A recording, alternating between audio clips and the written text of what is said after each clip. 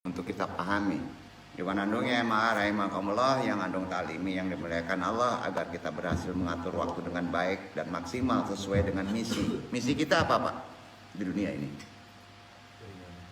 Ibadah kepada Allah. Visi kita dalam hidup ini apa? Misi ibadah kepada Allah. Visinya apa Pak? Menjadi khalifah Allah. Setuju kan? Misi kita ibadah kepada Allah, visi hidup kita khalifah Allah di muka bumi, kan gitu kan? Nah, visi kita itu udah ditetapkan Allah. Jadi ada 6 kunci sukses yang perlu kita lakukan. Pengen sukses hidup di dunia, sukses di akhirat. 1, sadari betul betapa mahalnya nilai waktu itu. Sangat mahal, lebih mahal daripada harta. Setuju kan nih? Setuju ya? Karena waktu anugerah Allah yang termahal setelah iman dan kehidupan. Setelah beriman, setelah kehidupan, waktu itu adalah yang ketiga, yang termahal. Ya kan? Nah, maka Allah sendiri bersumpah pada waktu. Walaili wan nahari wadduha. Waktu jelas modal utama kita dalam menjalankan berbagai aktivitas hidup ini. Modal kita itu Pak. Dikasih waktu itu udah dapat modal. Tanpa waktu kita akan tidak bisa berbuat apa-apa. Namun demikian, hati-hati, waktu juga ibarat pisau bermata dua. Kalau kita salah menggunakannya, bisa melukai diri kita sendiri. Ya kan? Nah, waktu adalah pedang begitu pepatah orang Arab, pernah bahas. Itu yang pertama. Ada 6 kunci ya untuk kita berhasil dan sukses kehidupan masalah waktu ini. Keduanya, waktu kita di dunia ini sangatlah terbatas, sadari itu.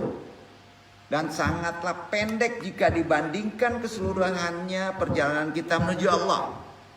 Khususnya sejak kita dilahirkan ke muka bumi sampai ke akhirat kelak.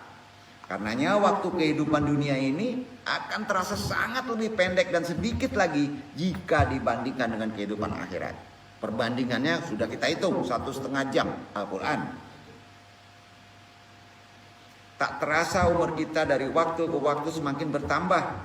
Ini kan menandakan semakin dekatnya kita menghadap Allah. Karenanya Allah berfirman di Al-Baqarah ayat 28. Dibaca Ikhwan.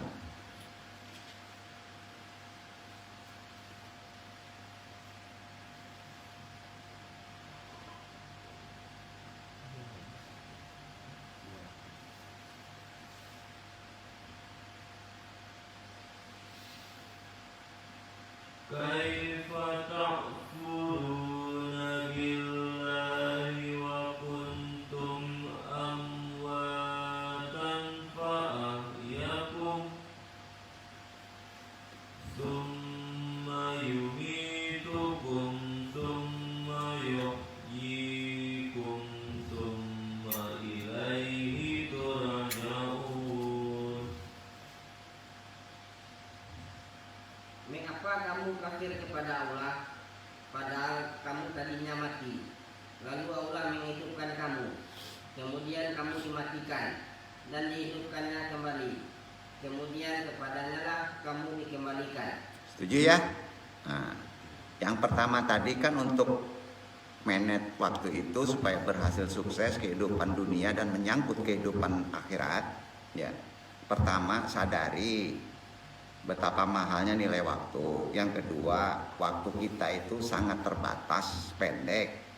Yang ketiga, jangan sampai tergoda oleh syahwat duniawi berupa harta, tahta, wanita yang akan memalingkan kita dari kehidupan akhirat. Ini penting. Ya. Dan membangun visi hidup akhirat. Kita harus berorientasi akhirat. Kehidupan sekarang orientasinya akhirat deh. Bukan gak boleh ngambil dunia. Kehidupan yang abadi, yang sesungguhnya yang kita dambakan itu adalah akhirat kelak kan. Ya. Kehidupan dunia ini hanya jembatan kan menuju kehidupan akhirat. Ya. Jangan sampai tergoda dengan kehidupan yang pendek ini gitu.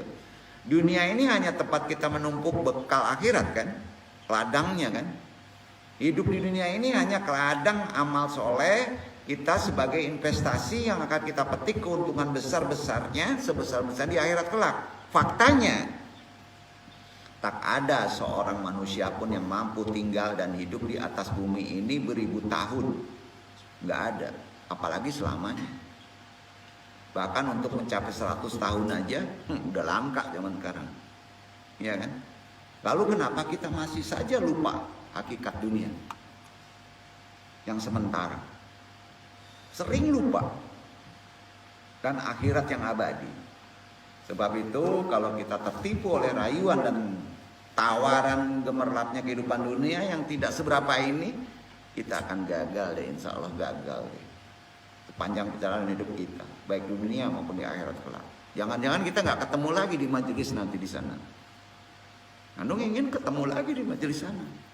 Ya. Allah mengingatkan kita agar tidak gagal dan dapat meraih kesuksesan yang abadi yang ditentukan dengan waktu di dunia ini yang pendek. Kesuksesan tanpa batas di akhirat. Sebagaimana firman-Nya dalam surat Ali Imran 185, surat 3 dibaca deh. Semua Quran loh mengingatkan kita. Jadi ada 6 poin dalam memanage waktu itu.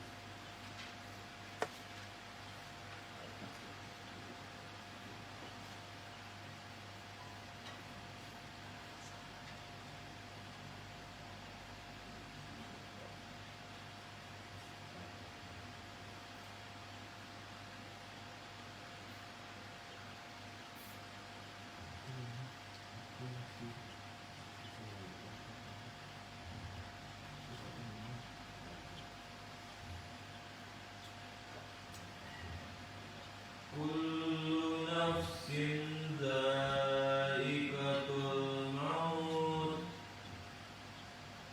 wa innama tuwaffawna ujurakum yawmal qiyamah faman zuhziha 'anil nari wa udkhilal jannata faqad faz wa mal hayatud dunya illa mata'ul ghurur. Tiap-tiap yang berjiwa akan merasakan mati, dan sesungguhnya pada hari kiamat sajalah disempurnakan pahalamu. Barang siapa dijauhkan dari neraka dan dimasukkan ke dalam surga, maka sesungguhnya ia telah beruntung. Kehidupan dunia itu tidak lain hanyalah kesenangan yang memperdaya. Menipu ya.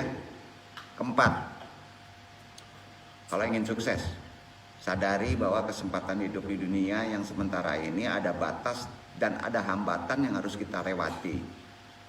Paling tidak ada 5 Pak, perkara yang menjadi batas dan hambatan yang menyebabkan kita gagal dalam memanage waktu, yaitu masa tua, sakit, kefakiran, kesibukan, dan kematian. Itu sebabnya Rasulullah mengingatkan kita ke-5 batas dan hambatan tersebut. Gunakan peluang yang 5 itu sebelum datangnya yang 5, kan gitu. Masa mudamu sebelum masa tuamu, masa sehatmu sebelum datang sakitmu, kecukupanmu sebelum datang kefakiranmu, masa luangmu sebelum datang masa sibukmu mengurus dunia, dan hidupmu sebelum datang kematianmu. Luar biasa ini Quran ngajarin kita. ke-5 langsung ya. Membuat planning hidup dan mengatur waktu harian berdasarkan sholat fardu 5 kali sehari. Ini yang paling penting supaya jangan gagal. Ini ke-5 ini. Bagaimanapun lurus dan kuatnya keimanan kita, sedalam apapun ilmu keislaman kita, sebesar apapun semangat amal soleh kita, hidup kita secara Islam, aktivitas dakwah kita bagus, tidak akan mengalami peningkatan dan perbaikan Jika hidup ini kita lewati dan dibiarkan begitu saja tanpa ada planning hidup yang kita susun. Sejago apapun Anda dalam hal memanage tanpa ada planning, gagal. Setuju nggak nih? Begitu juga hidup. Jadi hidup di dunia ini mesti ada planningnya. Ya iya. Sebaiknya kita melihat betapa banyak anak muda, orang sehat, orang kaya, orang berilmu jatuh ke dalam kubangan kehidupan sia-sia, mengalami kehidupan yang stagnan, banyak, tidak berkembang, bahkan mundur ke belakang. Akibat apa, Pak? Tidak memiliki planning hidup. Setuju kan? Enggak memiliki planning hidup. Mulai banyak anak sekarang. Planning hidup yang terbaik adalah yang didasarkan manajemen waktu berdasarkan Quran melalui sholat fardu 5 kali sehari. Kalau ditanya tarekatan Anu apa sih? Supaya bisa sholat 5 waktu. Planningnya gimana?